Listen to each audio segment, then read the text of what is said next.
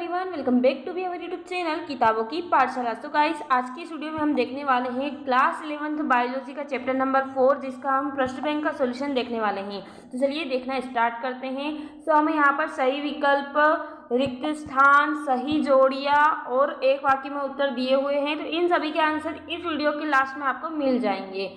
आपको क्या करना होगा, इस पीडीएफ को डाउनलोड करने के लिए इस वीडियो के डिस्क्रिप्शन बॉक्स में जाना है। वहाँ पर आपको एक लिंक दिखाई देगा, उस पर क्लिक करना है और आपके सामने वह पीडीएफ लोड हो जाएगी।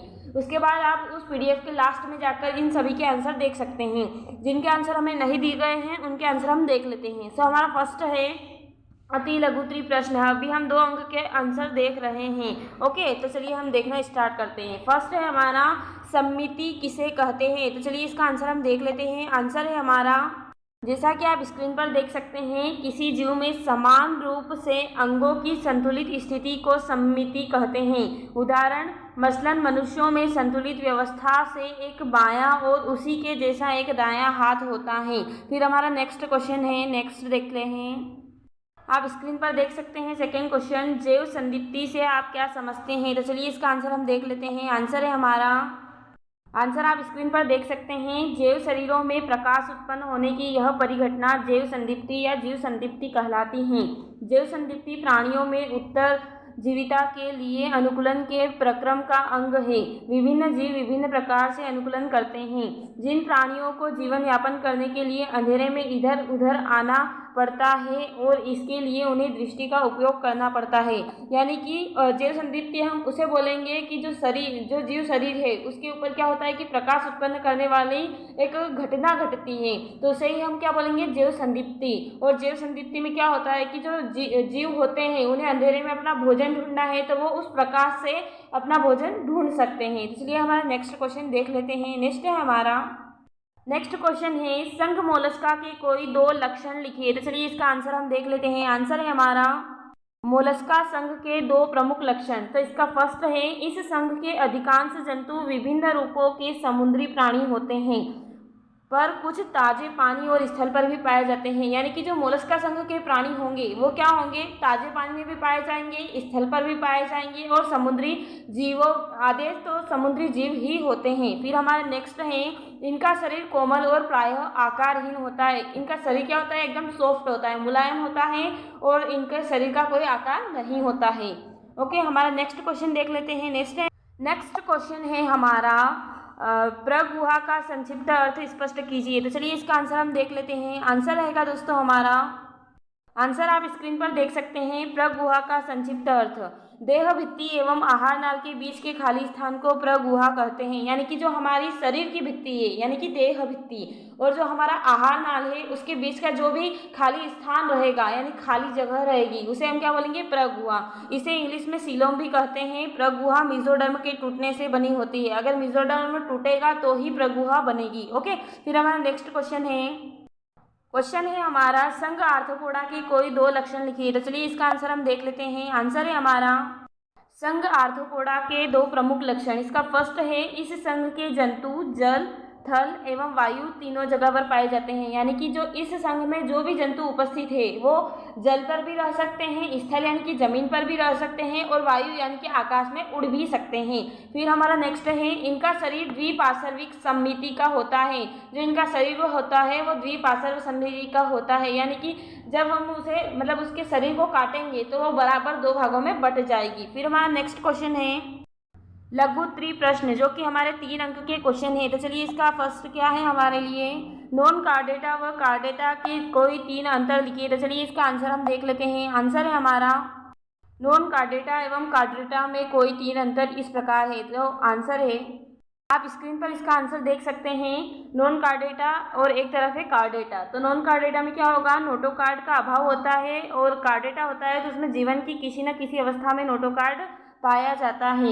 फिर हमारा जो सेकेंड है वह है, नर्व कार्ड ठोस होता है तथा शरीर के मध्य अधर तल पर स्थित होता है। नर्व कार्ड खोखला होता है तथा मध्य पृष्ठ तल पर स्थित होता है। फिर थर्ड है, ग्रसनिक्लोम दरारों का अभाव होता है।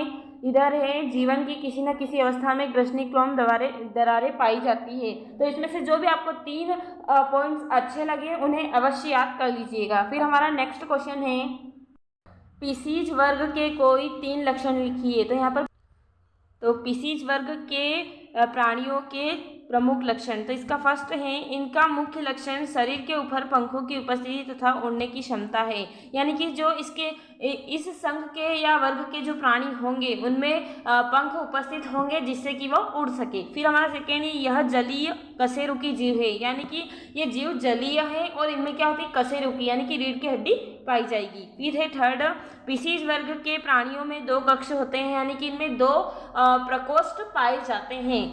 क्वेश्चन है, एकाइनोडर्मेटा के कोई 3 लक्षण लिखिए। तो चलिए इसका आंसर हम देख लेते हैं। आंसर है हमारा एकाइनोडर्मेटा के 3 प्रमुख लक्षण। इसका फर्स्ट है, इस संघ का प्रमुख लक्षण जल संवहन तंत्र का पाया जाना होता है। यानी कि इस संघ का सबसे विशिष्ट लक्षण है कि इस संघ में जितने भी जीव होंगे उन सभी में जल संवहन तंत्र पाया जाएगा। फिर हमारा नेक्स्ट है, इस संघ के प्राणियों में कैल्शियम युक्त अंतःकंकाल पाया जाता है। इसे शूल युक्त प्राणी भी कहते हैं। एकाइनोडर्मेटा को शूल युक्त प्राणी भी कहा जाता है और इनका जो शरीर होता है उनके ऊपर कैल्शियम की एक परत होती है। ओके। फिर हमारा थर्ड है, इस संघ के प्राणियों में नर और मादा अलग अलग होते हैं। हमें पता है कि जो नर है और मादा है दोनों अगर अलग अलग होंगे तो वहाँ पर क्या होगा, लैंगिक जनन। तो यहाँ इनमें लैंगिक जनन होता है। फिर हमारा नेक्स्ट क्वेश्चन है हमारा, स्तनधारी वर्ग के कोई 3 लक्षण लिखिए। तो चलिए इसका आंसर हम देख लेते हैं। आंसर है हमारा, आप देख सकते हैं स्तनधारी वर्ग के 3 प्रमुख लक्षण। इसका फर्स्ट है, स्तनधारियों का सबसे मुख्य लक्षण, इनमें दूध ग्रंथियां पाई जाती है जिससे बच्चे को पोषण मिलता है। यानी कि स्तनधारी जिनमें क्या होता है कि स्तन ग्रंथियां पाई जाती है, यानी कि दूध ग्रंथि पाई जाती है जिससे बच्चे क्या करते हैं, उस दूध से पोषण प्राप्त करते हैं। फिर हमारा नेक्स्ट इसका ही पॉइंट सेकेंड लक्षण देख सकते हैं, इनमें 2 जोड़ी पाद होते हैं। 2 जोड़ी पाद से मतलब है 2 जोड़ी पैर होते हैं जो चलने, दौड़ने, वृक्ष पर चढ़ने, बिल में रहने, तैरने अथवा उड़ने के लिए अनुकूलित होते हैं। जो इनके 2 जोड़ी पैर होते हैं वो उन्हें चढ़ने, दौड़ने के लिए, वृक्ष पर चढ़ने के लिए, बिल में तैरने के लिए तथा उड़ने के लिए प्रयुक्त किए जाते हैं। फिर हमारा इसी का थर्ड पॉइंट है, इस संघ के सभी प्राणी बच्चे को जन्म देते हैं तथा परिवर्धन प्रत्यक्ष होता है। हम जानते हैं कि कुछ जीव ऐसे होते हैं जो अंडे को जन्म देते हैं, यानी कि अंडप्रजक होते हैं, लेकिन जो स्तनधारी वर्ग के प्राणी होते हैं वो सीधे बच्चे को जन्म देते हैं और इनमें जो भी निषेचन होता है वो प्रत्यक्ष रूप से होता है। फिर हमारा नेक्स्ट क्वेश्चन है, एम्फीबिया वर्ग के कोई 3 लक्षण लिखिए। एम्फीबिया यानी कि उभयचर। ओके, आप जानते ही होंगे। तो चलिए इसके यहाँ 3 लक्षण हम देख लेते हैं। एम्फीबिया वर्ग की 3 प्रमुख लक्षण। तो इसका फर्स्ट है, इस वर्ग के प्राणी जल तथा स्थल दोनों में रह सकते हैं। इसका सबसे प्रमुख लक्षण है कि इसके जो भी प्राणी होते हैं वो जल पर भी रह सकते हैं और स्थल पर भी रह सकते हैं, जैसे कि मेंढक। ओके। फिर हमारा सेकेंड है, इस वर्ग के सभी प्राणियों का हृदय 3 प्रकोष्ठ का होता है। यानी कि इस वर्ग में जितने भी जीव आएंगे उनका हृदय कितने प्रकोष्ठ का होगा, 3 प्रकोष्ठ का। और जो एवीज वर्ग के थे उनमें कितने का था, 4 प्रकोष्ठ का। ओके। फिर इसका लास्ट है, इनका शरीर सिर तथा धड़ में विभाजित होता है। यानी कि इनका जो शरीर होगा वो सिर में होगा और जो नीचे का हिस्सा होता है धड़, उसमें ही विभाजित होगा। फिर हमारा नेक्स्ट एंड लास्ट क्वेश्चन है, चमगादड़ व व्हेल स्तनधारी प्राणी हैं क्यों।